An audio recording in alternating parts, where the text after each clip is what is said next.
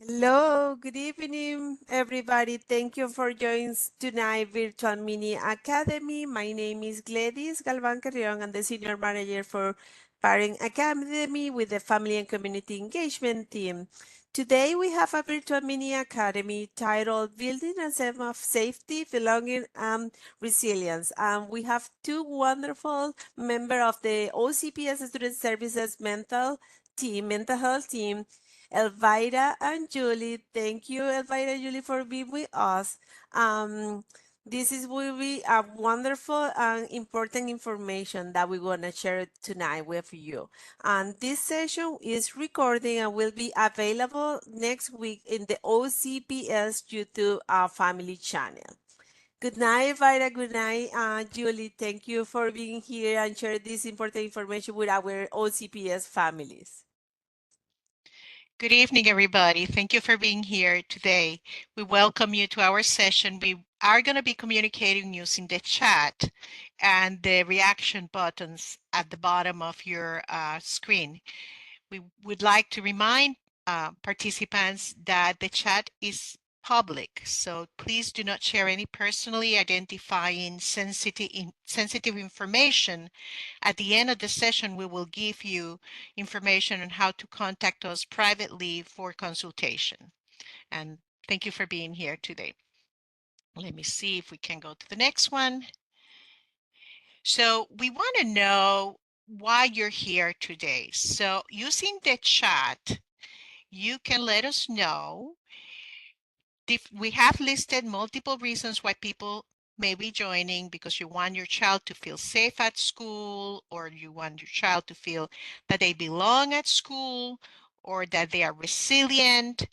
You want them to enjoy mental wellness, or maybe all of the above. So on the chat, if you can share with us 1, 2, 3, 4, or 5, or the numbers that says 1 and 3 or 2 and 4. I'll give you about 20 seconds to share with us the reasons why you may be joining us tonight.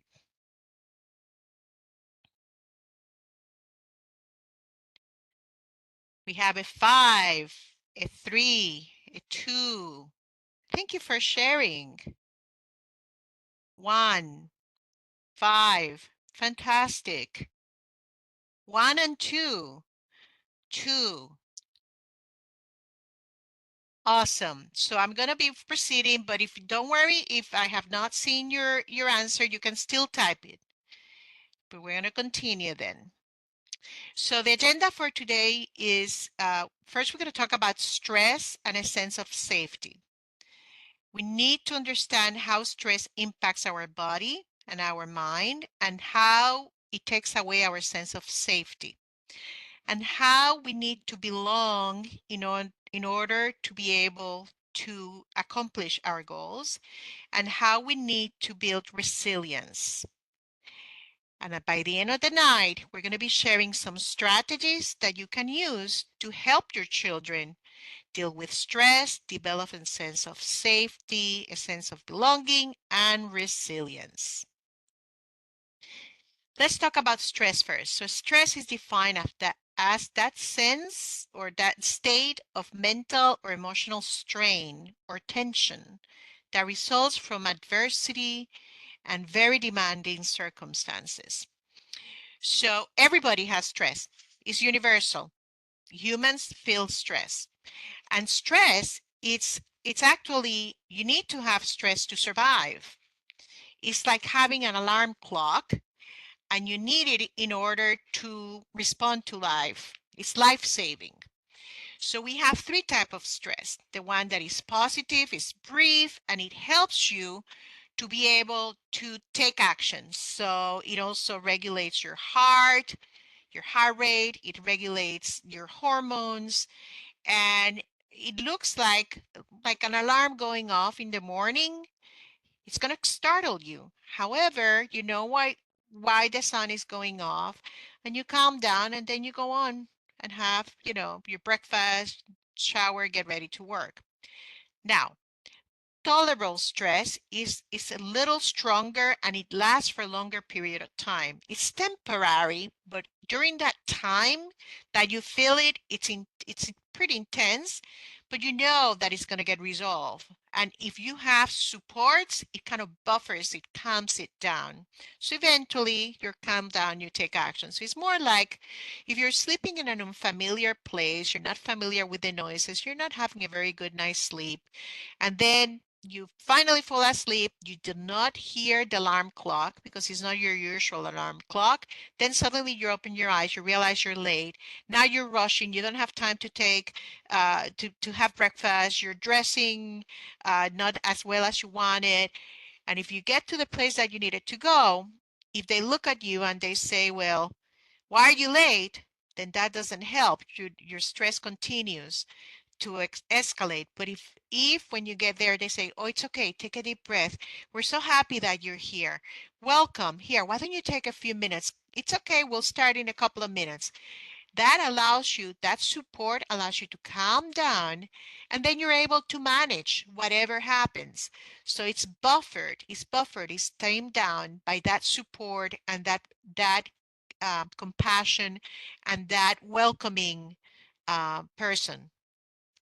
Toxic stress, it happens for a long period of time and it's difficult to manage. Sometimes it's unpredictable, but it slowly hijacks your brain to the point that you can no longer cope and you can no longer calm down. So it would be like a child or an adult that is permanently living in an unsafe situation where you cannot control what happens to you.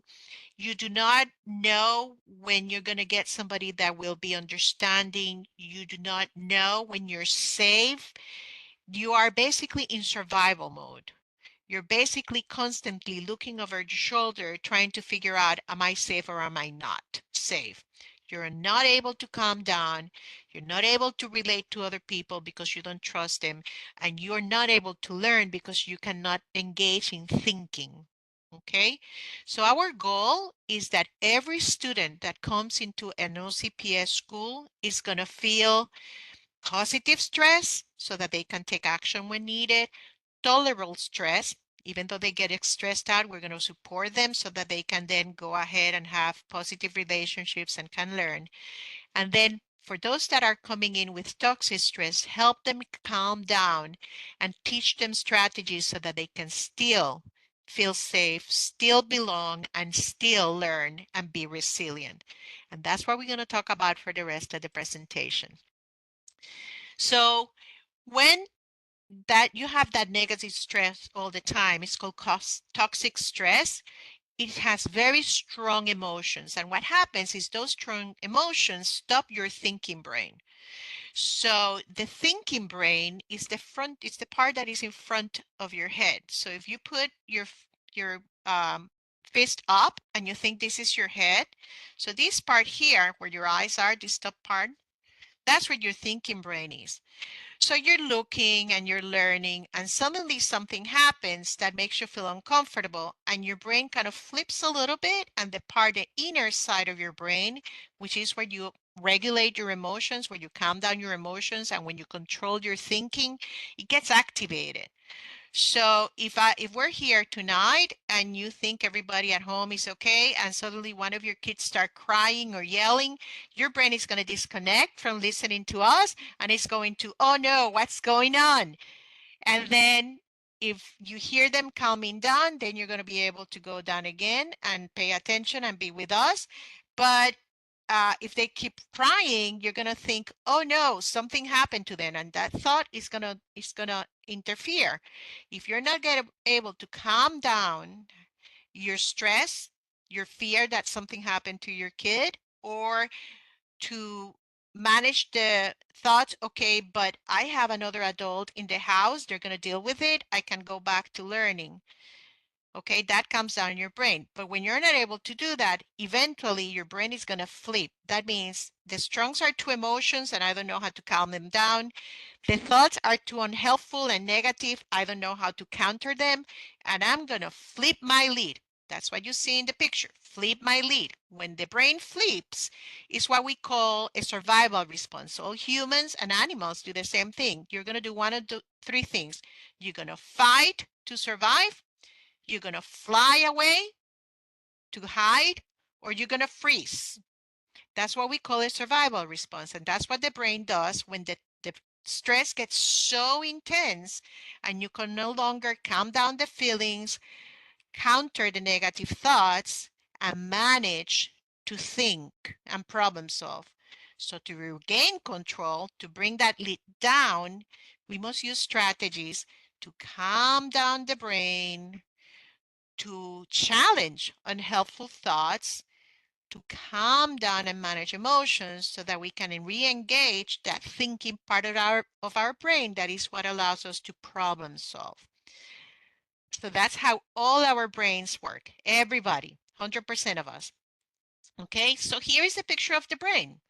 So when you are in the green area, that's the thinking brain.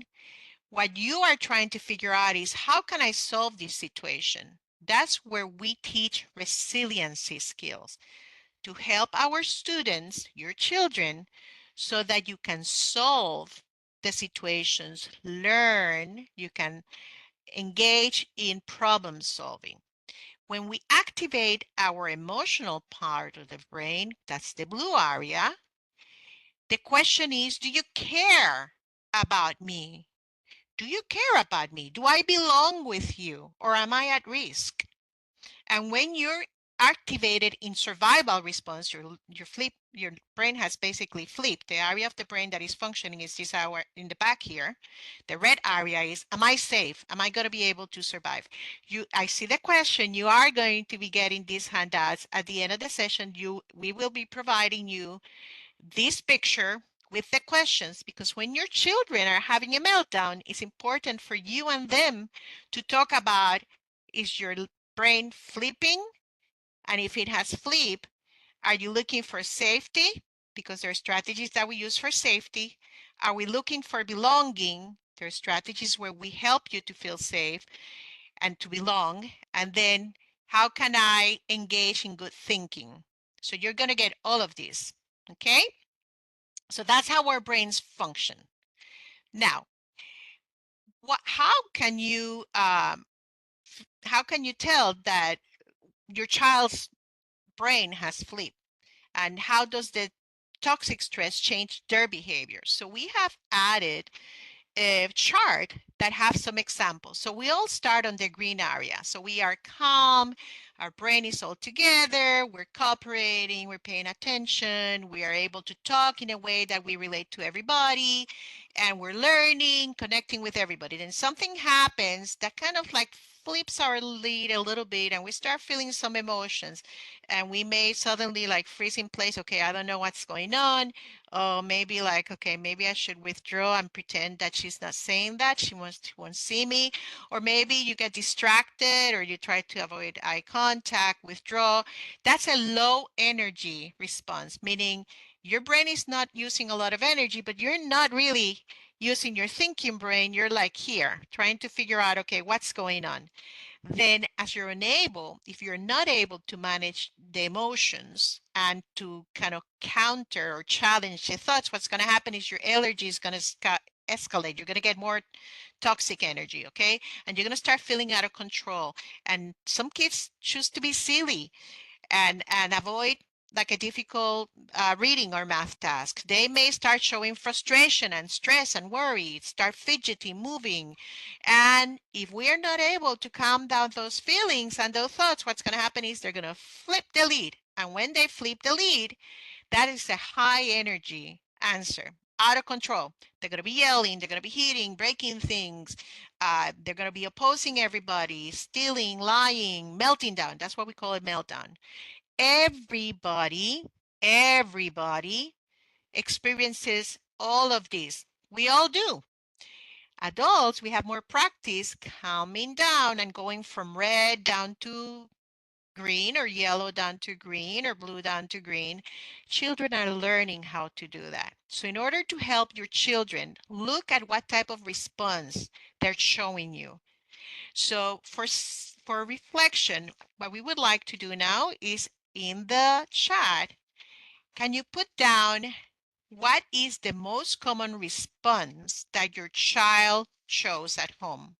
So if you have multiple children, then you can say, well, one tends to go high energy and out of control, and one tends to be low energy and freeze. Or put in the chat what your children tend to do so that we start paying attention to their responses to try to figure out where they are with their brain. Is it completely flip? Is it like here? Is it starting to go down? Is it going up? Okay, so some of them get silly, fidgety, moving, hitting, showing frustration. Yeah. The energy escalating, being silly, fidgety. Yeah, out of control. Fantastic. So the reason we're asking you to do this is because we need you to be aware that it's like the weather. They're going to mirror what you do. Okay? So, which survival response are your child exhibiting the most? Is it fight, flight, or freeze? So fight is that high energy. Flight is running away, hiding, and then freeze is where they look at you like, no clue, forgot everything. Okay, freeze. We have some children that freeze. Yeah, my daughter freezes. And then my son tends to do the fight. So keep putting them on the chat. You can have a combination. So that's important to understand how they react. Now let's talk about what happens when we have all that stress. So when you get overwhelmed by stress, it's like having a hurricane. Okay, so we have a tree. We love the image of the tree. So if you have a young tree, the young tree doesn't have very deep roots and the trunk is not very strong. The branches are not very strong. So when a breeze comes over, they tend to bend more and they can break, right? But adults, with good support, in nourishing our self-care, taking care of ourselves, we learn how to calm down, how to stay standing, even when we have very strong winds. And if we know that a crisis is coming, like a hurricane, what do? We make sure we get extra support. So that's what happens when toxic stress is coming. That's when you get stuck, your brain gets stuck, and then you have a hard time coping and making friends and paying attention in school. So what we want to do is we want our children to become strong. And what we call that is to become resilient. So resilience is adapting well in the face of adversity, trauma, tragedy, threats, any type of stress that is driving you to break. Okay. So in the state of Florida, the whole state, the Department of Education wants us to teach life skills and resiliency strategies. Why? Because that's what children need to continue to feel safe, to belong, to form relationships, and to survive. So we're going to give you a little bit of information about what we do. OCPS, this is our wave. It's called the resilience wave. And as you notice, it has different words on the wave: grit, problem solving, responsibility, perseverance, empathy, self-management. All of these, self-awareness, gratitude, honesty, all of these are what the state of Florida wants us to teach your children, and we actively teach your children every grade level, from kindergarten, pre-K, all the way to high school. And we do that so that we can create a safe environment, develop caring relationships, and practice these resiliency strategies so that your children are ready for life. This is what we call life skills. So let's say that your student is not feeling safe. It keeps going back. I'm not sure why. Oh. So let's say that they're not feeling very safe. So they're afraid to participate in class. They avoid asking for help. If you correct a mistake, they kind of like kind of withdraw. They don't explode, but they withdraw. They engage in power struggles that is more like it's escalating, or they just go and have a meltdown. They just unpredictable situations just trigger a meltdown. So what happens is if the adult that is with them also flips their lead, that causes a problem. Because if I'm child flipping my lead, I need you adult to help me, show me how I can calm down and help me, because I don't have those skills yet, to calm down. And that's what we call creating a space of a sense of felt safety. We want your home to have a sense of felt safety, meaning your children can feel safe. Just like we in school try to make sure that every child feels safety. This is how we do it. We use a strategy that is called co-regulation. That means if you look at the picture, you have a child that is regulated. That means the child is here, and you have an adult that is regulated.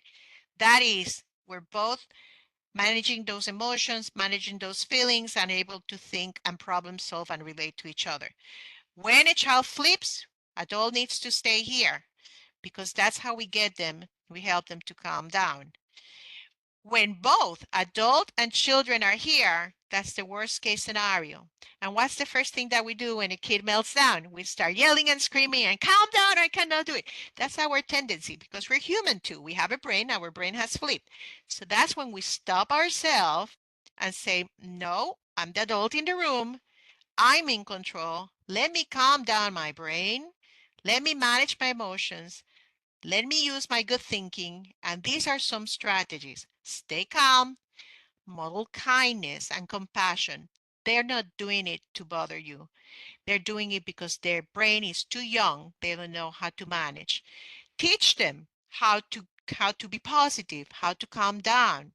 When we use routines, when we have clear limits, when we explain what we want them to do, when we make sure that we have clear boundaries, what's healthy, what's acceptable. No, we don't do that in our home. That's not an effective way. That's not a healthy way to manage. We keep that mutual respect. We listen to them with loving hearts, because they're our babies that we're trying to help them grow, offer hope. None of us learn to walk the first time we try. So this is the same thing. They acquire these skills by practicing, and then recognize when they're starting to flip their brain and when they're being bullied and they're being picked on, because they're going to need your support. Okay, so that's what we call felt safety. And we are going to show you a couple more ways of doing that. So of the ones, let me show them again. These are some of the felt safety strategies. Take a look at them. Okay, so I'll put it back. Which one have you tried or want to try? So here they are. Model kindness and compassion. Teach positive expectations and routines. Reinforce healthy boundaries and mutual respect. Listen non-judgmentally, offering hope and reassurance, or be the calm, safe adult. Which one of these have you tried or want to try? Could be 1, 2, 3, 4, 5. You can put the numbers if you want. So which one of these felt safety, the ones that take me from here to here?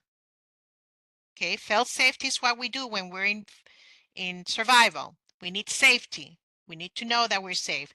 So which one of these have you used or would you like to use to bring their brain down and support them? Fantastic. 2, 5, 1, 2, and 4. 1, 5.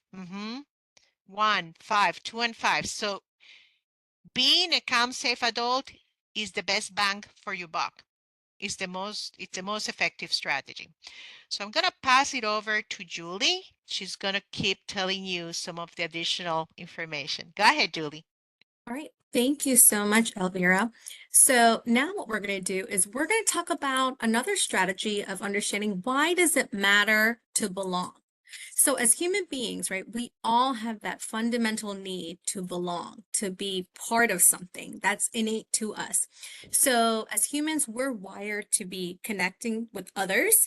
And when we face that constant high stress, we often can become isolated from others and we feel like we don't belong. So what we want to do is helping our students and our children feel that have that sense of strong connection, especially as they are trying to figure out how to reduce their stress.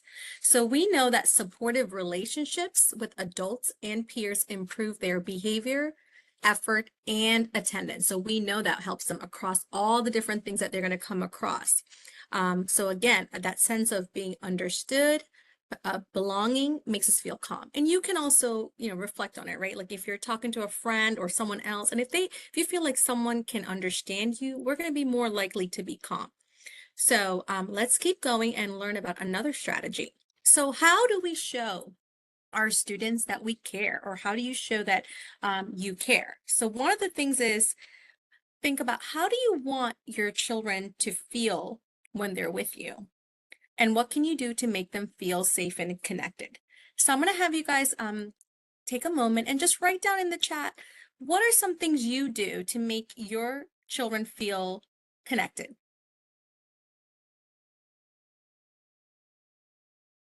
Or what can you do to make them feel safe and connected?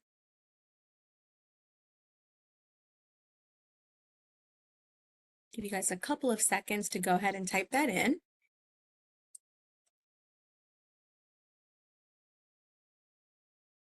Okay. Yeah, Amanda said she's not using her phone and giving her that attention, eye contact. Excellent. Yeah, quality time, spending time with them. Oh, Brittany said, okay, how you feel each day and reassure they can always talk to me. Brittany, I love that, right? Especially when your babies know that no matter what, I can go to, mom. Ask them how they're feeling and how was their day. So excellent. So we all do this. So thank you for that. So let's just keep going. Another way that we can provide some support is providing some strategies for them. So I see Jasmine also says, yep, safe space. So thank you guys. Keep going and typing in the stuff and I'll make sure to circle back to that. So having a positive and caring, supportive relationship with adults bring wellness. And your child needs at least 3 positive interactions with adults every day to feel safe. So some of the things that we do here at OCPS to build that sense of belonging is, one, our teachers use morning greetings to recognize that student as they walk in and build that personal connection and offer that positive beginning for the day. Also doing positive affirmations, saying I can, right? Using that I can growth mindset, which I'll talk about in a couple of slides later. Also, we in our elementary schools and sometimes maybe even our middle schools, our students can have lots of different class jobs where they feel important, where they feel connected. Do you remember like in kindergarten where you're like a door holder and you had all kinds of duties, and all those things really play a critical role because again, it makes them feel like I'm part of something, I'm part of the community, I'm part of the classroom. And then one other thing is predictable routines. Okay, we all need routines to know what's coming, what's happening. So making sure that there's some predictable routines that will help them to have that enthusiasm and build that positive climate. All right, so you want to make sure that as part of your conversations with the student, now you can start asking them, hey, how did you feel connected today? Asking them, how do their teachers connect with them? And you'll see that they'll be able to share some examples of that. And then you can also contact their teachers to find out different ways of how students can feel connected in their school. So those again are all opportunities. And again, these are some sentence stems that I find it's very helpful, open, right? And you can see as you're looking at this, help me understand how you feel. Or if they're talking about this, it makes sense you're feeling this way. I'm sorry that happened. This is not your fault. I care about you. How can I help? I'm here for you when you're ready. And stay hopeful we can get the support. And what you might notice in all of these different statements is that it's about your child. It's about the youth. It's not about us, right? At this point, especially we're trying to help them de-escalate and regulate that behavior. All right. So let's keep going. So these were some of the strategies, again, that I had shared briefly, again, for you guys. Morning greetings, using that positive affirmations, talking about their interest, and then listening non-judgmentally with kindness. And then also repairing that trust and felt safety, especially after challenging situations, and giving them that positive opportunity to restart. Okay, so having another opportunity, right? Every hour. Okay, let's try this again. Again, we're teaching and coaching and supporting as we're teaching our students. All right, so let's hang on and keep going. So one of the resources that we have here is that Elvira had talked about was those resiliency standards. So we want you to take a look at this, and we'll make sure that you have access to the parent resource.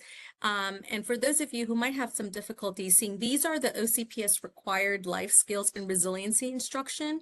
And so what you can do is maybe ask about what are the resiliency things happening on your student's classroom, on their campus, because we have lots of different things that's going to build that community. So we're going to highlight some additional strategies we use, and then we'll make sure that you guys have access to those electronic handouts. All right. So one of the ways that we can support our students in helping them to regulate their behavior and to kind of bring that calm that brain down is definitely with breathing. Okay. When we are stressed or overwhelmed, what's the first thing we do? Because I know I do that. Like we hold it. It's like, and then it's like, oh yeah, I got to breathe. Right. It's important. So this is a strategy of how we teach our students with how to breathe. And breathing slowing helps us to slow down that fast breathing and help us to calm our brains and also release that tension in our body. Also, this is an effective way to bring that flip down. So Elvira talked about, remember, if the lid is here, how do we bring it down? How do we get it back? And it's really getting that deep breathing going, get oxygen into our brain. We want the blood flow to increase, right? Our heart rate, we want it to lower. So those are all things. So this is a strategy that we could do. And we kind of call this like the lazy 8. Okay, so think of the number 8 and it's just, laid to the side. And if you look at the visual, it's essentially just having the students breathe in. So you have that visual, and we have lots of different ones where they can trace it, where you're breathing in, come to the middle, then you're holding, and then you're breathing out. Okay, so that's one of the strategies we can do. And we can do this a couple of times, 3 to 4 times. And the first time, especially if their like emotions are tense, that first couple of breathing is like, right. But once you slowly get them into that pattern of breathing, and if it helps, breathe with them, okay, and do it together. Elvira talked about co-regulating, and it could be you also doing it with your child. So they see that mom or dad or grandma, whoever, we're all trying to do this together. And it's not something just for them. It's something that we also both can do to make sure that this is a life skill. This is what we want them to do. So that is a strategy. If you think this is a helpful for your child, give me a thumbs up if you guys know how to use that on your thing, if you think this will be helpful. And then I'm going to show you another strategy. Okay, thank you, Louise. All right, Myra, thank you. All right, and here is another one. Okay, so this one, very similar to the other breathing, but this one is where we can sit down. It's called paced belly breathing, okay? And this one can be done sitting on the chair, and then you can, after we're done with this presentation, you might have some ideas if you want to maybe even have a peaceful corner, a peaceful space in your home, or in their room, a calm down area. And this could be something that you can post there just as visual reminders that they can use this strategy. Again, when your child is anxious, frustrated, or worried, take them to that calm down area and practice the belly breathing. So again, using this strategy for your whole body. So essentially what you're going to be doing is sitting down, sitting comfortably, okay, placing their one hand on the belly and one on the chest. So taking both of it and have them, and then breathing in through your nose for 4 seconds and feeling your belly expand. That's why we need the two hands so they can feel their body going up, down, and we're going to repeat it 3 to 5 times, okay? And then you're going to keep practicing till they are able to calm down. So this is another example of that. Do you think this would be a helpful strategy? So if you don't like the lazy 8, and also, you know, you can also start researching additional different breathing techniques. But breathing, it sounds silly, but I promise you, it really is very, very powerful. Even as you yourself, like when your children are, you know, doing things that might get upset, just if you need to go in the bathroom, wherever you need to go, just take a deep breath, or just be like, you know what? I gotta take 5 breaths and just do it. I know I do that when I'm when I'm stressed, and I try to model that for my children. So thank you for that. I see a lot of you are going to be using this strategy. All right, so let's keep going. So an additional resource we want to share with you is for our students who are able to prefer to use electronic devices. There are age-appropriate apps that can be downloaded to their personal devices. And also at school, our students do have different apps downloaded to their devices, and you can definitely check on you know, their device to see what they have. But these are some example of some apps that can be used. So how many of you have heard of Calm? There's another one called Headspace, Smiling Mind. Again, if you Google, you'll find lots of different ones, but these are all different things that might be helpful. And a lot of them have relaxing music. I like the one with the rain in the background. Also, you know, another thing which you could do, which is not an app, but even just go to YouTube and just put down calming music, you know, or another one is called lo-fi music. And it gives you lots of stuff. And sometimes they're available for hours without interruption. So that might be something that we can also look up. If you want, Elvira, if you want to just put down on YouTube, you know, different relaxation strategies, we can find that as well. Okay. So if you feel calming apps may be something that your child might prefer, you know, you might make sure that you go ahead and try to use that resource, because we want to use everything that we have, all possible resources, to make it for it to be user friendly, something they really can use, and that's going to help them. So another idea that we have is doing calming boxes, okay, or calm corners, or just an area where we can put different sensory things to calm and help us to deal with overwhelming emotions. So if you don't have boxes, you can use any kind of manipulatives. You could use a Ziploc bag, you know, put some journals, just different things. I think of these as different things that we can have them do just to kind of get our body to start getting some senses. So those touching different things or manipulatives, it kind of helps us to connect our bodies back with what we're feeling to reduce those negative thoughts. Again, this is all to make us feel safe, calm.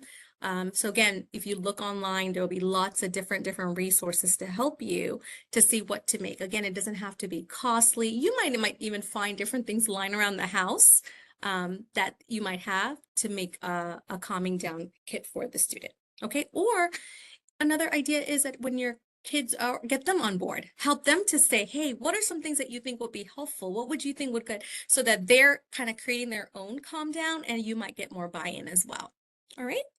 So if you think a calming down box will help, give you know, thumbs up. I'm thinking also, as we're getting towards the holidays, when you're traveling in the car, right?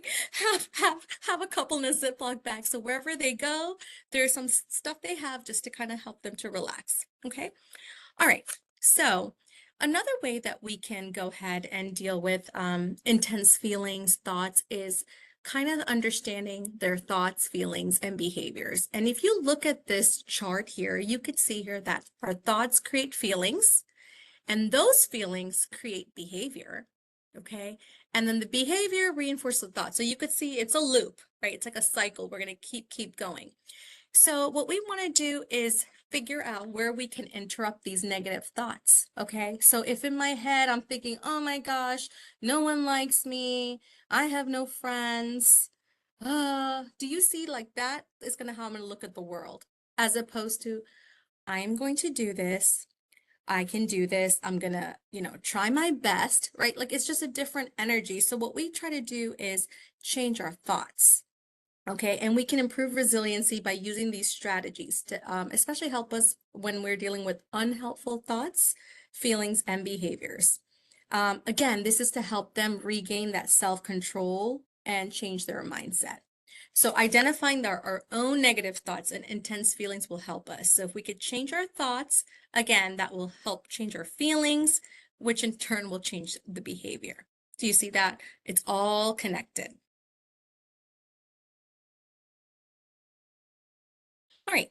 Another way that we can look at changing unhelpful thoughts is like negative thoughts such as, I am dumb, right?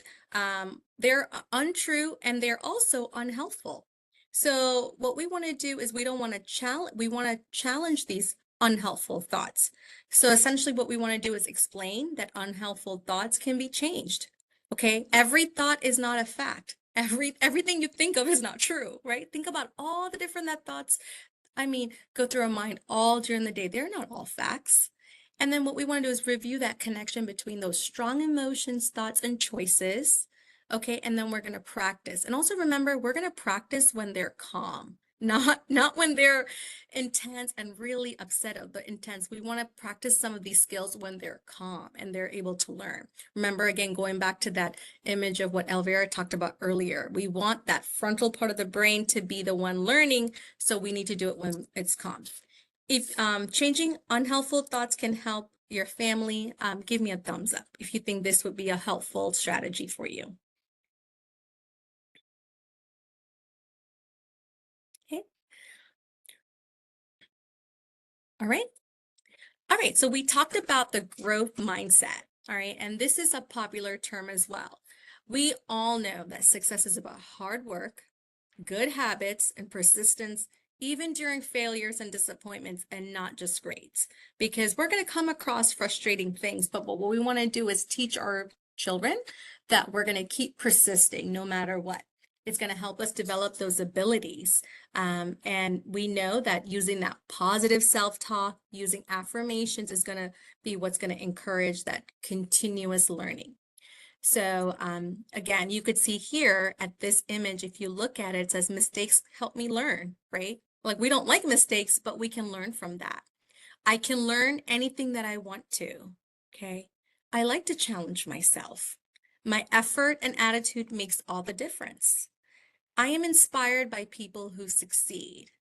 I persevere when I am frustrated. I persevere when I'm frustrated. And that's what a beautiful, imagine if we can teach these strategies to our kids, how powerful would it be that when they come across challenges, that it's going to be okay, that tree, right? Like when a hurricane comes through, my branches might fall off, my leaves are going to persist, right? They're all going to fall off, but we're going to keep growing that tree. We're going to keep thriving. And that's what we want to do. And then, us working together with you parents is what's going to help our kids, that when they graduate and leave OCPS, that they're going to be well-functioning citizens out in the community who can learn all these things and know how to function at work, with their friends and their relationship, all those things. All right, so let's keep going.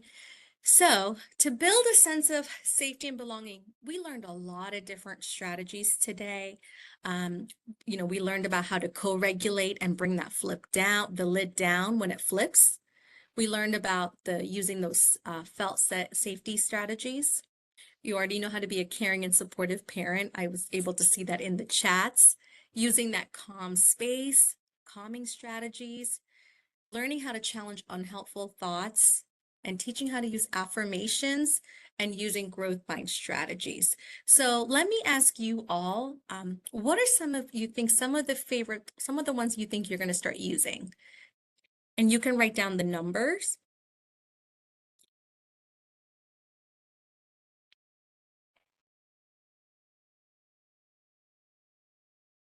Okay, Luis, you like the one to be caring and supportive parent. Thank you. Okay, 8 for sure. Brittany, okay, teach how to challenge unhelpful thoughts.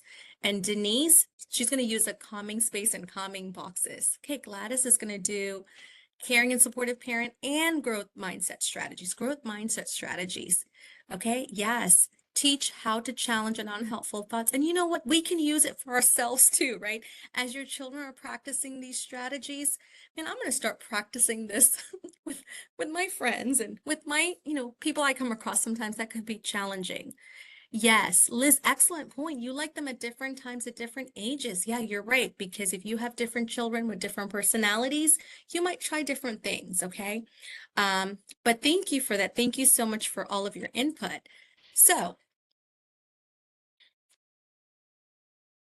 all right, so we are going to encourage you to go ahead and visit our OCPS Student Service webpage to find additional information and supports and resources that we have available to our students. I want to also remind you, each of the schools has a student service team, and this student service team includes a certified school counselor. We have school psychologists, we have certified school social workers, and licensed mental health counselors. And then our secondary schools, our middle and high schools, we also have SAFE coordinators, and they're ready and willing to support your children. So we have, I think, maybe a couple of minutes. If you have any questions, again, please remember not to include any confidential information. Okay, but if you have any general questions, please feel free to go ahead and put it in the chat. Elvira and myself will try to go ahead and answer. And also you have, I want to share with you this resource of Parent Line. We have a parent line for mental health services. The number is 407-317-3694. And one of us on our team is available to answer Monday through Friday, 8 to 3:30. So you can give us a call of questions related to, student support, how to access that. We want to partner with you and work collaboratively with you to help our students to be able to access supports. And I do see that Jasmine asked, this will be sent to our emails, correct? Yes, Jasmine, correct. We will make sure that we include all the resources, the presentation, and some additional handout with some resources for you. And then now you also know that at your child's school, there's different student service professionals who are there so that we are, again, let them know you attended the Parent Academy, you learned about some of the resources, and then look for opportunities as well. And I think that was a question, will we have access to the recording? Yes, we will have this session is recording will be available for all the families to the through the OCPS family in YouTube. You can subscribe. You will receive notification every time that we have a session here. But yes.